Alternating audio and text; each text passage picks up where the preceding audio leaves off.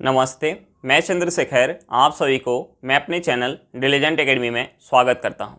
हम लोग बिहार एसएससी के लिए एक मैथ का सीरीज स्टार्ट किए थे, जिसमें हम लोग प्रत्येक दिन बिहार एसएससी में आए हुए मैथ का प्रीवियस ईयर क्वेश्चन और उस पर आधारित मैथ का क्वेश्चन कर रहे हैं। चलिए आज उस सीरीज में हम लोग आगे की तरफ चलते हैं। इससे पहले अगर आप मेरे चैनल पर नए हो तो चैनल को सब्सक्राइब कर लें और बेल आइकन को प्रेस करना बिल्कुल ना भूलें, ताकि आपको सबसे पहले लेटेस्ट नोटिफिकेशन मिलता रहे। चलिए अब हम लोग क्वेश्चन की तरफ चलते हैं। देखिए हमारा क्वेश्चन क्या दिया हुआ है। हमारा क्वेश्चन है, एक नल 30 मिनट में एक टंकी को खाली कर सकता है, एक दूसरा नल उसे 45 मिनट में खाली कर सकता है। यदि दोनों नल साथ साथ खोले जाएं तो टंकी खाली करने में कितना समय लगेगा। अब देखिए हमें क्वेश्चन में क्या दिया हुआ है। हमें क्वेश्चन में दिया कि एक नल टंकी को 30 मिनट में खाली कर सकता है, दूसरा नल टंकी को 45 मिनट में खाली कर सकता है। तो हमसे पूछ रहा है कि दोनों को अगर एक साथ खोल दिया जाए तो टंकी को खाली होने में कितना समय लगेगा। तो देखिए एक नल जो है टंकी को 30 मिनट में खाली करे, दूसरा जो है 45 मिनट में खाली करे, तो 30 गुने 45 करेंगे, बटे हम क्या करेंगे 30 प्लस 45 करेंगे। अब देखिए हम इसे सॉल्व करेंगे तो यहाँ से जो हमारा समय निकल के आएगा वो हमारा समय क्या निकल के आएगा कि दोनों नल को अगर एक साथ खोल दिया जाए तो टंकी को खाली होने में कितना समय लगेगा। तो देखिए हम यहाँ से क्या लिख सकते हैं, हम यहाँ से लिख सकते हैं 30 गुने 45 बटे हमारा क्या हो जाएगा, हम इसे अगर ऐड करेंगे तो ये हमारा हो जाएगा 75। अब देखिए हम इसे 15 से काट सकते हैं, ये 15 से जाएगा 3 बार में, ये 15 से जाएगा 5 बार में, 5 से 30 कितने बार में जाएगा 6 बार में, 6 में अगर हम 3 से गुना करेंगे तो ये हमारा क्या हो जाएगा 18 मिनट। यानी दोनों नल को अगर एक साथ खोल दिया जाए तो टंकी को खाली होने में कितना समय लग जाएगा, 18 मिनट का समय लग जाएगा। अब देखिए हम इस क्वेश्चन को दूसरे तरीके से भी बना सकते हैं, हम इस क्वेश्चन को दूसरे तरीके से भी बना सकते हैं। जो हमारा समय दिया हुआ है हम उस समय का सबसे पहले एलसीएम लेंगे। देखिए हमारा समय क्या दिया है कि पहला नल जो है टंकी को 30 मिनट में खाली करे और दूसरा नल जो है टंकी को 45 मिनट में खाली करे। तो हम इन दोनों समय का सबसे पहले एलसीएम लेंगे, इन दोनों समय का हम सबसे पहले एलसीएम लेंगे। तो देखिए 30 और 45 का एलसीएम क्या हो जाएगा, 30 और 45 का एलसीएम हो जाएगा 90। हम टंकी की धारिता मान लेंगे 90 यूनिट, हम टंकी की धारिता मान लेंगे 90 यूनिट। अब देखिए पहला नल जब टंकी को खाली कर रहा है तो कितना समय लग रहा है, 30 मिनट का समय लग रहा है। कितना समय लग रहा है, 30 मिनट का समय लग रहा है। जब दूसरा नल टंकी को खाली कर रहा है तो कितना समय लग रहा है, 45 मिनट का समय लग रहा है। तो देखिए हम यहाँ से दोनों नल का इफिशियंसी निकाल सकते हैं। देखिए पहला नल जो है 30 मिनट में 90 यूनिट पानी जो है खाली कर रहा है, तो 1 मिनट में कितना खाली कर होगा, 1 मिनट में 3 यूनिट पानी खाली कर होगा। दूसरा नल जो है 45 मिनट में अगर 90 यूनिट पानी खाली कर रहा है तो 1 मिनट में कितना खाली कर होगा, 1 मिनट में 2 यूनिट पानी खाली कर होगा।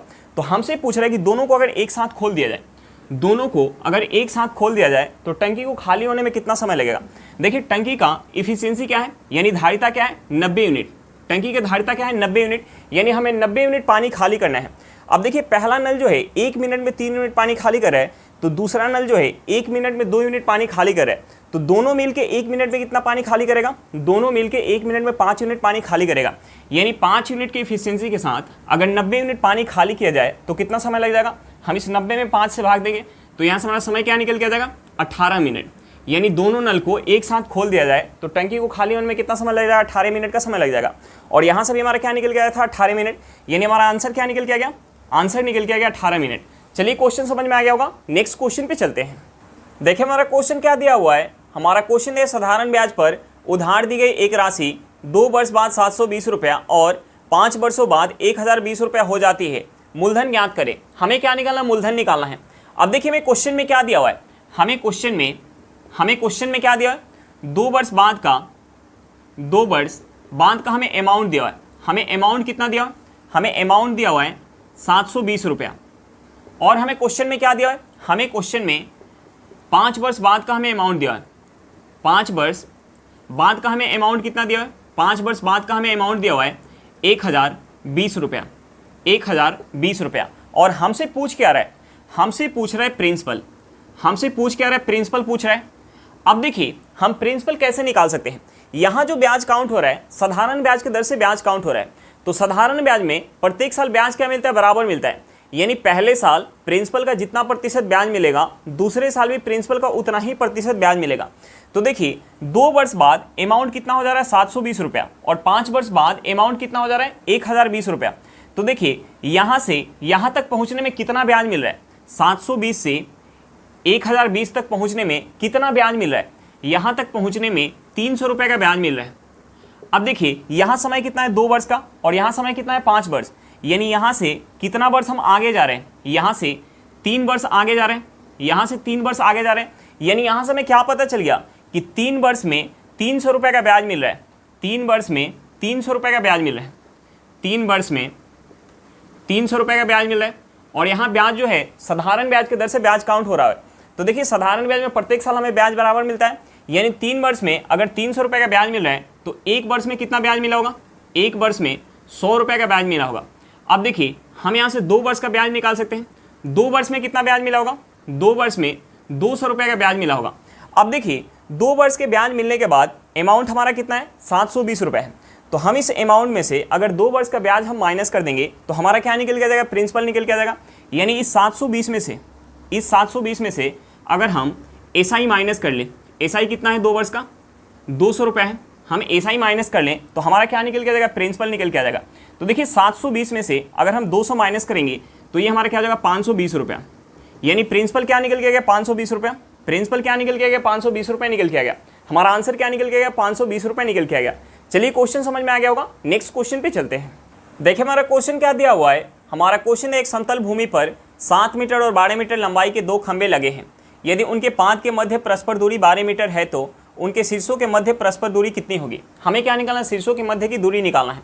अब देखिए हमें क्वेश्चन में क्या दिया है कि एक समतल भूमि पर 7 मीटर और 12 मीटर लंबाई के 2 खंभे लगे हैं।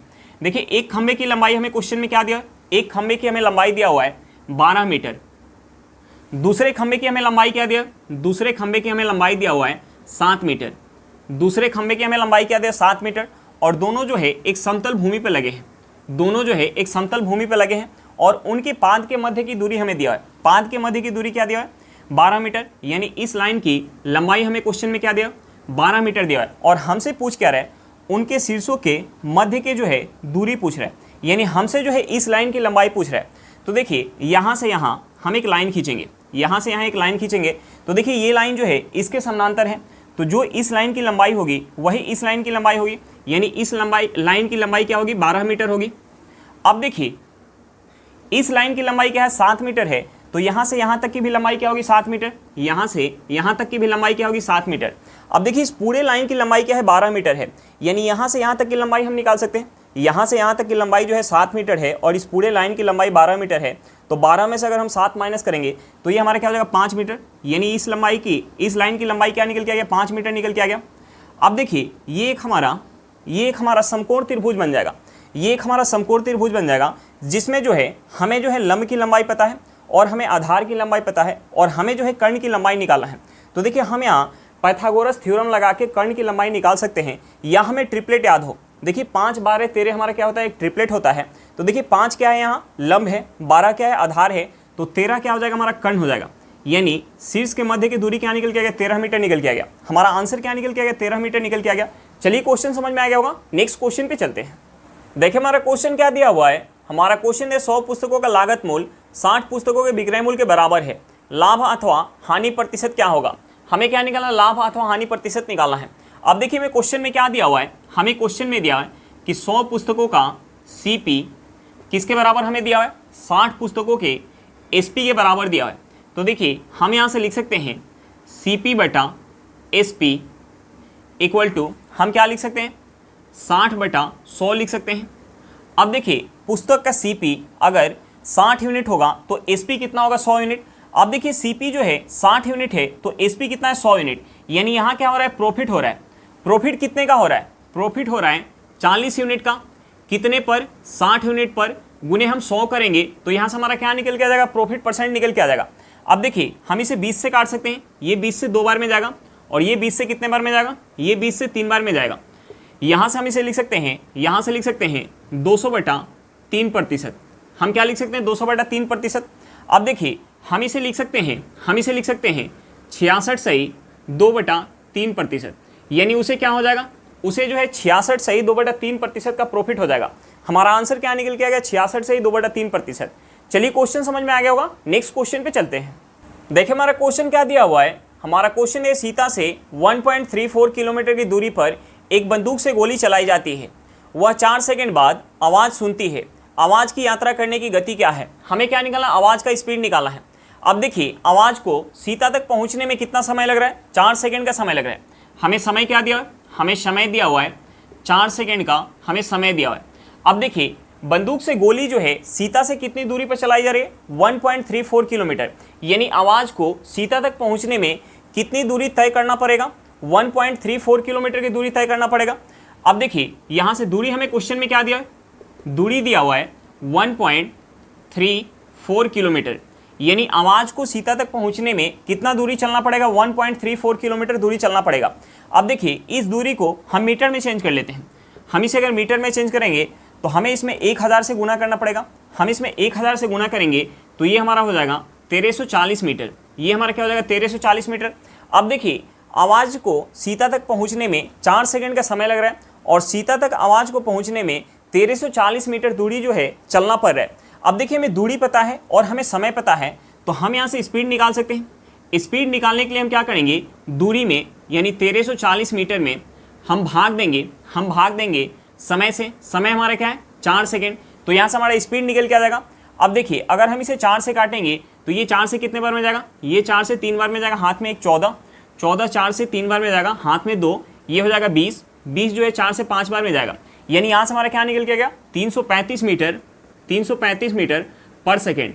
यानी आवाज़ का स्पीड हमारा क्या निकल के आ गया, आवाज़ का स्पीड निकल के आ गया 335 मीटर पर सेकेंड। हमारा आंसर क्या निकल गया, 335 मीटर पर सेकेंड निकल के आ गया। चलिए क्वेश्चन समझ में आ गया होगा, नेक्स्ट क्वेश्चन पे चलते हैं। देखिए हमारा क्वेश्चन क्या दिया हुआ है, हमारा क्वेश्चन यदि मूल राशि और 1 वर्ष का साधारण ब्याज का अनुपात 25:1 है तो ब्याज की दर कितनी है। हमें क्या निकालना, रेट ऑफ इंटरेस्ट निकालना है। अब देखिए हमें क्वेश्चन में क्या दिया हुआ है, हमें क्वेश्चन में प्रिंसिपल और एसआई का हमें रेशियो दिया हुआ है। हमें रेशियो क्या दिया है, हमें रेशियो दिया हुआ है 25:1 दिया हुआ है। और हमें क्वेश्चन में टाइम क्या दिया है, हमें टाइम दिया हुआ है 1 वर्ष का। तो देखिए हमने मान लिया कि प्रिंसिपल अगर 25 यूनिट होगा तो ब्याज कितना होगा, 1 यूनिट। अब देखिए 1 यूनिट का ब्याज मिल रहा है कितने पर, 25 यूनिट पर, गुने हम 100 करेंगे तो यहाँ से हमारा क्या निकल के आ जाएगा, रेट ऑफ इंटरेस्ट निकल के आ जाएगा, क्योंकि हमें क्वेश्चन में टाइम क्या दिया है, 1 वर्ष का टाइम दिया है। अब देखिए 25 से अगर हम 100 को काटेंगे ये कितने बार में जाएगा, 4 बार में, यानी यहाँ से हमारा रेट ऑफ इंटरेस्ट क्या निकल के आ गया, 4% निकल के आ गया। हमारा आंसर क्या निकल के आ गया, 4% निकल के आ गया। चलिए क्वेश्चन समझ में आ गया होगा, नेक्स्ट क्वेश्चन पे चलते हैं।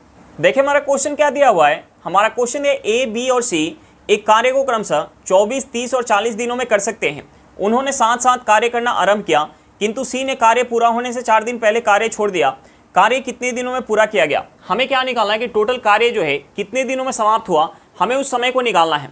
तो देखिए हम सबसे पहले क्या करेंगे, हमें क्वेश्चन में जो समय दिया हुआ है हम उस समय का एलसीएम निकालेंगे। अब देखिए क्वेश्चन में समय क्या दिया हुआ है, हमें क्वेश्चन में दिया हुआ है कि ए जो है उस काम को 24 दिन में कर रहा है, बी जो है उस काम को 30 दिन में कर रहा है और सी जो है उस काम को 40 दिन में कर रहा है। तो हम सबसे पहले इन तीनों समय का हम एलसीएम निकालेंगे।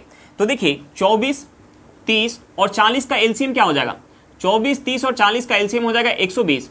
देखिए एलसीएम क्या निकल के आ गया, 120 निकल के आ गया। तो हम टोटल वर्क को मान लेंगे 120 यूनिट, हम टोटल वर्क को मान लेंगे 120 यूनिट।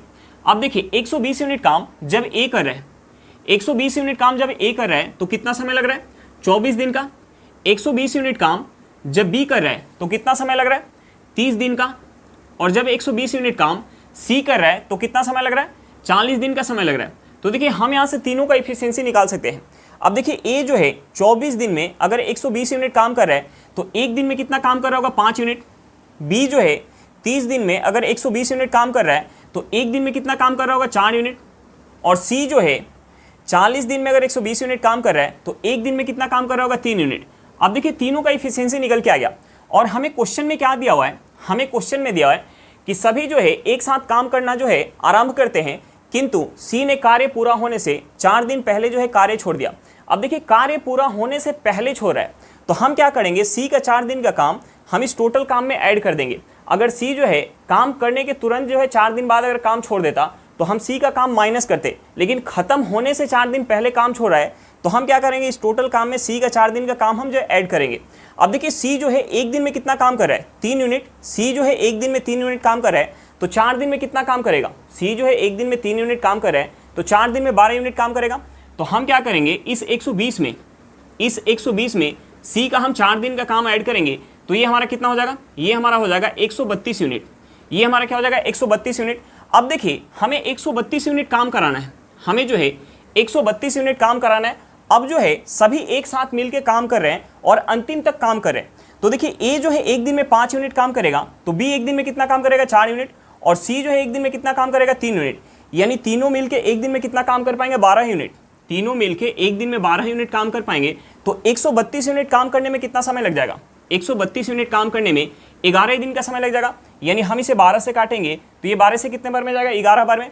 यानी यहाँ से हमारा समय क्या निकल के आ गया 11 दिन। यानी कार्य समाप्त होने में कितना समय लग जाएगा 11 दिन का समय लग जाएगा। हमारा आंसर क्या निकल के आ गया 11 दिन। चलिए क्वेश्चन समझ में आ गया होगा, नेक्स्ट क्वेश्चन पे चलते हैं। देखिए हमारा क्वेश्चन क्या दिया हुआ है। हमारा क्वेश्चन है किसी परीक्षा में उत्तीर्ण होने के लिए विद्यार्थी को 36% अंक अवश्य प्राप्त करने चाहिए। 190 अंक प्राप्त करने वाला एक विद्यार्थी 35 अंकों से असफल हो गया। उस परीक्षा के पूर्णांक है। हमें क्या निकालना, परीक्षा का पूर्णांक निकालना है। अब देखिए हमें क्वेश्चन में क्या दिया हुआ है, हमें क्वेश्चन में दिया है कि परीक्षा में पास होने के लिए 36% अंक लाना आवश्यक है। परीक्षा में पास होने के लिए 36% अंक लाना आवश्यक है। और हमें क्वेश्चन में क्या दिया है कि एक विद्यार्थी 190 अंक प्राप्त करता है, उसके बावजूद भी 35 अंकों से जो है वह फेल हो जाता है। तो देखिए अगर उसे 35 अंक और मिल जाते तो वह पास हो जाता। यानी इस 190 में अगर हम 35 ऐड करेंगे तो ये क्या हो जाएगा हमारा 225। अब देखिए ये 225 किसके बराबर हो जाएगा, पास होने के लिए न्यूनतम अंक के बराबर हो जाएगा। और हमें पास होने का न्यूनतम प्रतिशत क्या दिया हुआ है 36%। यानी 36% किसके बराबर हो जाएगा 225 के बराबर हो जाएगा। अब देखिए हमें 36% का वैल्यू पता चल गया, तो हमसे पूछ के आ रहे परीक्षा का पूर्णांक। तो देखिए परीक्षा का पूर्णांक अपने आप में क्या होगा 100%। अब देखिए हमें 36% का वैल्यू पता है, तो हम यहाँ से 100% का वैल्यू निकाल सकते हैं। हम सबसे पहले यहाँ से 4% का वैल्यू निकाल लेते हैं। अब देखिए इस 36 को अगर हमें 4 बनाना है तो हमें इसमें 9 से भाग देना पड़ेगा। अगर हम इस साइड 9 से भाग दे रहे हैं तो हमें इस साइड भी 9 से भाग देना पड़ेगा। अब देखिए 225 में अगर हम 9 से भाग देंगे तो ये कितने बार में जाएगा 25 बार में। यानी यहाँ से हमारा 4% क्या निकल गया 25। तो हम यहाँ से 100% निकाल सकते हैं। अब देखिए इस 4 को अगर हमें 100 बनाना है, इस 4 को अगर हमें 100 बनाना है तो हमें इसमें 25 से गुना करना पड़ेगा। अगर हम इस साइड 25 से गुना करें तो हमें इस साइड भी 25 से गुना करना पड़ेगा। अब देखिए 25 में अगर हम 25 से गुना करेंगे तो ये हमारा क्या हो जाएगा 625। यानी 100% का वैल्यू क्या निकल के आएगा 625। यानी परीक्षा का पूर्णांक क्या होगा 625 अंक होगा। हमारा आंसर क्या निकल के आएगा 625। चलिए क्वेश्चन समझ में आ गया होगा, नेक्स्ट क्वेश्चन पे चलते हैं। देखिए हमारा क्वेश्चन क्या दिया हुआ है। हमारा क्वेश्चन है 600 रुपये को ए, बी तथा सी में इस प्रकार विभक्त किया गया है कि ए के भाग के 2/5 से 40 रुपये अधिक, बी के भाग के 2/7 से 20 रुपये अधिक, सी के भाग के 9/17 से 10 रुपये अधिक, सभी बराबर है। ए का भाग ज्ञात करें। हमें क्या निकालना है, ए का भाग निकालना है। अब देखिए हमें क्वेश्चन में क्या दिया हुआ है, हमें क्वेश्चन में दिया हुआ है कि ए के भाग के 2/5 से 40 रुपये अधिक। और हमें क्वेश्चन में क्या दिया है, हमें क्वेश्चन में दिया है कि बी के भाग के 2/7 से 20 रुपये अधिक और सी के भाग के 9/17 से 10 रुपये अधिक, ये सभी आपस में बराबर है। तो देखिए इनके बराबर हम मान लेते हैं x। यानी यहाँ से हम लिख सकते हैं इसके बराबर x लिख सकते हैं, इसके बराबर x लिख सकते हैं और इसके बराबर भी x लिख सकते हैं। तो देखिए हम यहाँ से लिख सकते हैं a का 2/5 प्लस 40 इक्वल टू हम क्या लिख सकते हैं x लिख सकते हैं। अब देखिए यहाँ से हमारा a इक्वल टू क्या निकल के आ जाएगा, हम इस 40 को अगर उस साइड लेके जाएंगे तो हमारा प्लस में है तो माइनस में हो जाएगा। यानी हम यहाँ से a इक्वल टू लिख सकते हैं x माइनस 40 और हम यहाँ क्रॉस गुना करेंगे तो ये हमारा हो जाएगा 5/2 हो जाएगा। अब देखिए हम यहाँ से आगे लिख सकते हैं b का 2/7 प्लस 20 इक्वल टू हम x लिख सकते हैं। यहाँ से हमारा b इक्वल टू क्या हो जाएगा, b इक्वल टू हो जाएगा x माइनस 20 और क्रॉस गुना करेंगे तो ये हमारा हो जाएगा 7/2 हो जाएगा। और हम यहाँ से लिख सकते हैं c का 9/17 प्लस 10 इक्वल टू x। यहाँ से हमारा c इक्वल टू क्या हो जाएगा, c इक्वल टू हो जाएगा x माइनस 10 और क्रॉस गुना करेंगे तो ये हमारा हो जाएगा 17/9। अब देखिए a, b और c का हमें वैल्यू पता चल गया, तो हम इन तीनों वैल्यू को ऐड करेंगे तो ये किसके बराबर हो जाएगा 600 के बराबर। वहाँ से जो हमारा इक्वेशन निकल के आएगा हम उस इक्वेशन से x का वैल्यू निकाल सकते हैं। देखिए हम उस इक्वेशन से x का वैल्यू जब निकालेंगे तो हमारा x का वैल्यू क्या निकल के आएगा, x का वैल्यू निकल के आएगा 100। x का वैल्यू क्या निकल के आएगा 100। अब देखिए हमें x का वैल्यू पता चल जाएगा तो हम जो है a का मान निकाल सकते हैं, यानी a का भाग निकाल सकते हैं। x के जगह हम 100 रखेंगे तो ये हमारा क्या हो जाएगा 100 माइनस 40, यानी ये क्या हो जाएगा हमारा 60 हो जाएगा। 60 का अगर हम 5/2 निकालेंगे तो ये हमारा क्या निकल के आ जाएगा, ये हमारा निकल के आ जाएगा 150। अब देखिए एक बार आप लोग सॉल्व करके ये निकाल के देख लीजिएगा, x इक्वल टू हमारा 100 ही आएगा और a इक्वल टू हमारा क्या निकल के आएगा 150। ये जो क्वेश्चन है काफ़ी ज़्यादा लेंदी है, लेकिन एक बार बिहार एसएससी में आया हुआ क्वेश्चन है। चलिए क्वेश्चन समझ में आ गया होगा, नेक्स्ट क्वेश्चन पे चलते हैं। देखिए हमारा क्वेश्चन क्या दिया हुआ है, हमारा क्वेश्चन यदि 15 किलोमीटर पर घंटे की गति से दौड़कर कोई व्यक्ति एक पुल 5 मिनट में पार कर लेता है तो पुल की लंबाई कितनी है। हमें क्या निकालना है, पुल की लंबाई निकालना है। अब देखिए हमें क्वेश्चन में क्या दिया हुआ है, हमें क्वेश्चन में व्यक्ति का स्पीड दिया हुआ है। हमें स्पीड क्या दिया है 15 किलोमीटर पर घंटा। और हमें क्वेश्चन में क्या दिया है, पुल को पार करने का हमें समय दिया हुआ है। हमें क्वेश्चन में समय क्या दिया है, समय दिया हुआ है 5 मिनट। अब देखिए हमें स्पीड दिया हुआ है और हमें समय दिया हुआ है, तो हम यहाँ से दूरी निकाल सकते हैं। और जो हमारा दूरी निकल के आएगा वो दूरी किसके बराबर होगा, पुल के लंबाई के बराबर होगा, क्योंकि व्यक्ति जो है पुल को पार कर रहा है 5 मिनट में 15 किलोमीटर पर घंटा के स्पीड से। तो देखिए हम यहाँ से दूरी निकालेंगे तो जो हमारा दूरी निकल के आएगा वो किसके बराबर होगा, जो हमारा दूरी निकल के आएगा वो पुल के लंबाई के बराबर होगा। अब देखिए यहाँ जो हमें स्पीड दिया हुआ है किलोमीटर पर घंटा में दिया हुआ है और हमें जो समय दिया हुआ है वो हमें मिनट में दिया हुआ है। तो देखिए हमें दूरी निकालने के लिए इस समय को हमें घंटा में चेंज करना पड़ेगा, या हम इस स्पीड को मीटर पर सेकंड में चेंज कर लेते हैं और इस टाइम को हम सेकंड में चेंज कर लेते हैं। तो देखिए हम इसे मीटर पर सेकंड में चेंज करने के लिए 15 किलोमीटर पर घंटा को मीटर पर सेकंड में चेंज करने के लिए हम इसमें गुना करेंगे 5/18 से। हम इसमें गुना करेंगे 5/18 से। और हमारा समय क्या है, समय जो है 5 मिनट है, तो हम इसे सेकंड में चेंज करने के लिए इसमें 60 से गुना करेंगे। अब देखिए ये हमारा जो है मीटर पर सेकंड में स्पीड निकल के आ गया और ये जो हमारा समय है वो सेकंड में निकल के आ गया। तो हमें दूरी निकालने के लिए क्या करना पड़ेगा, स्पीड में हमें जो है समय से गुना करना पड़ेगा। अब देखिए हम यहाँ से इसे सॉल्व करेंगे। देखिए हम इसे अगर 3 से काट ले तो ये 3 से कितने बार में जाएगा, ये 3 से जाएगा 5 बार में, और ये 3 से कितने बार में जाएगा, ये 3 से चला जाएगा 6 बार में। ये 3 से कितने बार में जाएगा, 6 बार में। 6 से ये कितने बार में जाएगा, 10 बार में। हम यहाँ गुना करेंगे तो ये हमारा क्या हो जाएगा, ये हमारा हो जाएगा 25। 25 पचे क्या हो जाएगा 125। 125 में अगर हम 10 से गुना करेंगे तो ये हमारा क्या हो जाएगा, ये हमारा हो जाएगा 1250 मीटर। यानी पुल की लंबाई क्या निकल के आ गया, 1250 मीटर निकल के आ गया। हमारा आंसर क्या निकल के आ गया, 1250 मीटर निकल के आ गया।